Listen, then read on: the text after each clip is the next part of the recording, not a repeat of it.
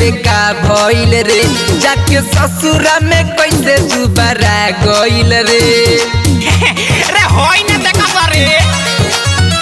पहिले रहे तो मोटे बेका भइल रे जाके ससुरा में कैसे दुबारा गइल रे लागे मारा दाना एकराउ भावे अरे रे मंगरुआ करे अरे ई ससुरा से गावे का करे आइल बिया रे भुटेलिया खाती अरे आइल बिया मुस्कानवा गावे आइल बिया मुस्कानवा गावे अरे आइल बिया मुस्कानवा गावे रे भोई मुस्कानवा काहे दुबरा गइल बिया रे पहिले केतना ताजा ताजा एकर देहिया लौके अरे साला दू गो लइका हो गइल काम काज के अलगे चिंता बा त दुबराई ना शादी से पहिले हीरोइन रहे भाई लागे ले अब दुई लइका के माई अरे तो ये एनर्जी लॉस होता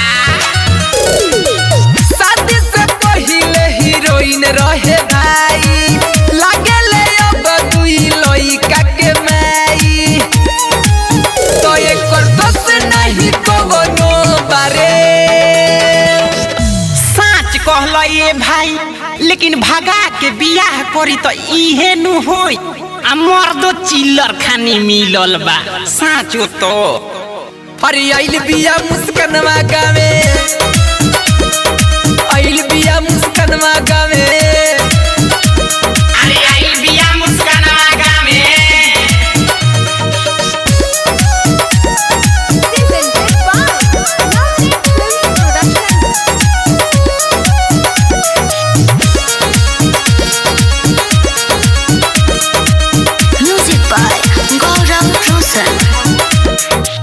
रहे पहले गोरे अब भइल बिया करिया सुखी के देह एकर भइल बाल करिया बड़ी दासाबा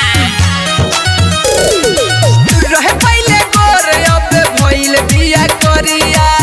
सुखी के देह एकर भइल बाल करिया तो शादी भइल खाली भतारा के नामे ठीक भइल बड़ी ऐठत रहली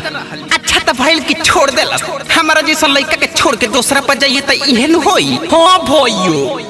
अरे आइल बिया मुस्कानवा गावे